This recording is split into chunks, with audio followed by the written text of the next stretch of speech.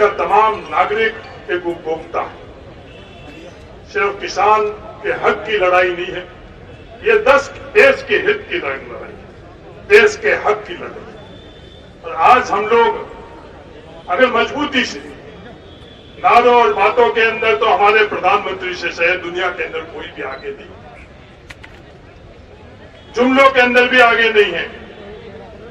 56 inch के सीने की बात और चर्चा वो बहुत करते हैं, बातों के अंदर उन्होंने 56 इंच की बात करी, पर जब किसान के लिए और देश के लिए फैसला लेते वक्त जब मौका मिला तो उनका 56 इंच की जगह वो सीना देश के लिए कितने इंच तक सुखड़ा है वो पूरे देश के नागरिक अच्छी तरह से आज की समझ। तो तमाम फैसले जो हालात सोनिया गांधी जी के नेतृत्व में मनमोहन सिंह जी के प्रधानमंत्री रहते हुए इस देश को जिस मुकाम तक पहुंचाया कांग्रेस की सरकार ने, बातों के अंदर उन्होंने बहुत मजबूती प्रदान करने की बात करी, पर हालात क्या हुए? जो कृषि बिल के माध्यम से हम लोगों के साथ अन्याय हुआ है, संयम लोढ़ा जी ने यह बात करी कि नरेंद्र मोदी जी मानेंगे नहीं। संयम लोढ़ा जी आज आजादी से पहले किसी ने कल्पना नहीं करी थी। 15 अक्टूबर 1955 के दिन जवाहरलाल नेहरू जी की सोच और फैसले के कारण राजस्थान के तमाम जो खेत के अंदर मजदूरी कर रहे थे उन लोगों को हक मिला, खातेदारी का अधिकार मिला, वो कांग्रेस पार्टी की देन थी। और नरेंद्र मोदी जी ने वो फैसला जो राहुल गांधी जी के भट्टा पासवान के माध्यम से भूमि अधिग्रहण बिल के माध्यम से जो हमको वो ताकत दी, उसके बारे में प्रयास किया, कितने दफे ऑर्डिनेंस लाकर उन्होंने कोशिश करी। आखिर में यही नरेंद्र मोदी जी जिनकी आप बात कर रहे हो, उनको देश के किसानों के सामने झुकना पड़ा और वो ऑर्डिनेंस उनको विड्रॉ करने पड़े। देश के किसान के सामने और देश के सामने आज तक कोई भी ताकत, चाहे अंग्रेज हुई, चाहे लोकतंत्र के अंदर कोई भी सरकारें हुई, कोई भी प्रधानमंत्री हुई, उसको देश के जनता के सामने नमन करना पड़ेगा।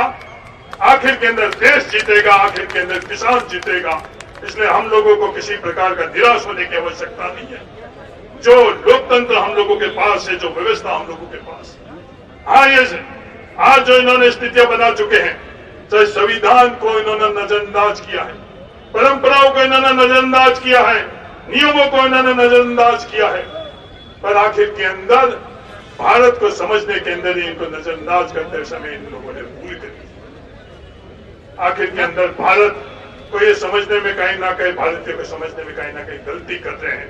आखिर में भारत जीतेगा और नरेंद्र मोदी और आरएसएस हारेगी। मैं अभी लालचंद जी कटारिया साहब से बात कर रहा था कि लालचंद जी, आपके यहाँ जयपुर डिवीजन के अंदर तुम्बे होते हैं या नहीं होते हैं? लालचंद जी ने कहा आजकल तो तुम्बे नहीं होते हैं, पहले जरूर हम लोगों के यहाँ तुम्बे हुआ करते हैं। मारवाड़ से आने वाले को सबको अच्छी तरह से पता है ये तुम्बे क्या होते हैं। जयपुर से तो तुम्बों का नहीं पता, मेवाराम जी और हमको और हम लोगों को पता है कि तुम्बे क्या होते हैं, शेखावटी वालों को तुम्बे क्या। इस बार नरेंद्र मोदी जी जिस तरह से हमारे मारवाड़ के अंदर बकरी के मुंह में तुम्बा फंस जाता है, इस बार नरेंद्र मोदी जी के मुंह के अंदर एक किसानों का तुम्बा फंसा हुआ है। नरेंद्र मोदी जी को, संयम लोढ़ा जी, आखिर में हार माननी ही पड़ेगी। नाटक जुमले नरेंद्र मोदी जी बहुत करते हैं। आज देश का किसान ही नहीं, देश का नागरिक मांग क्या रहा है? देश का नागरिक नरेंद्र मोदी जी आपसे एक्टिंग नहीं मांग रहा है, एक्टिंग आपकी बहुत हो गई है। देश का किसान मांग रहा है एक्ट, जो इस कृषि बिल के माध्यम से हम लोगों का हक, हम लोगों का अधिकार और देश के अंदर का राष्ट्रीयवाद कुछ है, तो देश के किसान के अनुरूप ये एक एक्ट चाहिए जिसमें ये तीनों के तीनों एक्ट जो आप लेकर आई हो उसमें संशोधन कर जो जवाहरलाल नेहरू जी ने, कांग्रेस ने किसान को ताकत दी थी, वो हमें वापिस चाहिए। नारों के अंदर तो हर समय आप बहुत बातें करते हो। मैं धन्यवाद देना चाहता हूं अशोक गहलोत जी को कि 56 इंच की सीना इन्होंने, जो हम लोगों की कहावत है, वो फैसला करते वक्त कि 5 एकड़ तक राजस्थान के किसी किसान की कोई भी संस्था जमीन गुड़क नहीं कर सकती है, इस तरह का फैसला इन्होंने। मैं धन्यवाद देना चाहता हूं तमाम मेरे साथी विधायकों को कि इस तरह का जो कानून हम लोगों ने राजस्थान की विधानसभा के अंदर पर किसी के समझ से ये परे है। जो नरेंद्र मोदी जी की फितरत है, किसी ने ये कल्पना नहीं करी कि केंद्र सरकार कभी इस तरह का फैसला कर सकती है कि कोई भी राज्य सरकार किसान की मदद बोनस के माध्यम से करनी चाहिए, उसको रोके। पिछले दफे अशोक गहलोत जी जो मुख्यमंत्री थे, राजस्थान के गेहूं उगाने वाले किसान अच्छी तरह से जानते थे कि 150 रुपए क्विंटल अशोक गहलोत जी की सरकार ने हम लोगों को किसान को बोनस दिया।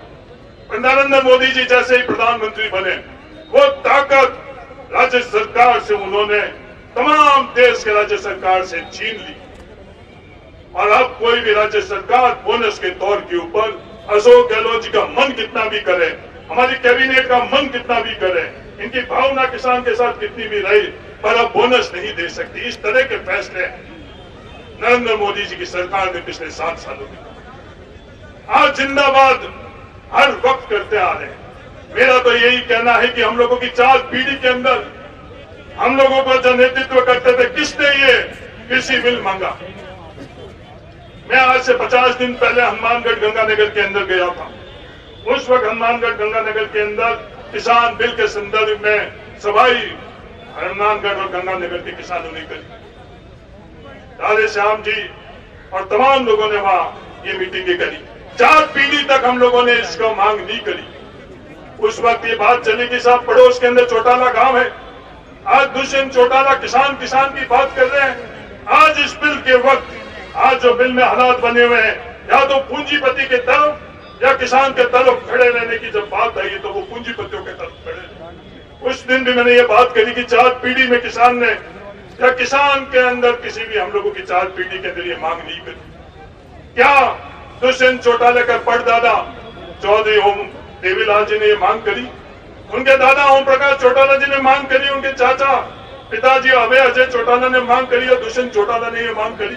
उसके बावजूद भी आज जो कोई भी इस बिल में समर्थन में खड़े हैं, हम लोगों की पीढ़ियों ने किसी ने मांग नहीं करी और नरेंद्र मोदी जी और पूंजीपति कह रहे हैं कि ये बिल किसान के हक का है। ये हम लोगों की समझ से परे। ये बिल के माध्यम से चाहे पहला बिल जो फ्री मार्केट की बात कर रहे हैं, खुली बाजार की बात कर रहे हैं, ये फ्री मार्केट किसानों के लिए आजादी के दिन से लेकर आज तक ये फ्री मार्केट था। आज राजस्थान का किसान किसी को भी अपनी उपज बेच सकता। इस बिल से पहले 2000 लाइसेंस जो कोई भी इसका कंज्यूमर था उसको अशोक गहलोत जी ने दिए हुए थे। इस तरह का फ्री मार्केट का जो उदाहरण है, चाहे अमेरिका में हो, चाहे बिहार के अंदर, वहां के किसान मजबूत बना या कमजोर बना। जो कॉन्ट्रैक्ट फार्मिंग की बात है, उस कॉन्ट्रैक्ट फार्मिंग के माध्यम से आज किसानों के साथ क्या हुआ? मेरा निवेदन है कि पंजाब के और गुजरात के आलू बोने वाले किसानों की स्थिति आप लोग पता कर दो, आपको जवाब वहां से मिल जाएगा। आज भंडारण की सीमाएं हटाने के कारण आज देश के किस उपभोक्ता का फायदा होगा? मेरा निवेदन है कि इसके बारे में आप आकलन करें। मैं एक ही बात पूरे देश और दुनिया को विश्वास दिलाना चाहता हूं कि राजस्थान अशोक गहलोत जी के नेतृत्व के अंदर किसानों के साथ में है, देश के साथ में है। हम लोगों की जहां भी आवश्यकता पड़ेगी, जिस तरह की आवश्यकता पड़ेगी, हम लोग राजस्थान आप लोगों के साथ में हैं। धन्यवाद। जय हिंद। राम राम।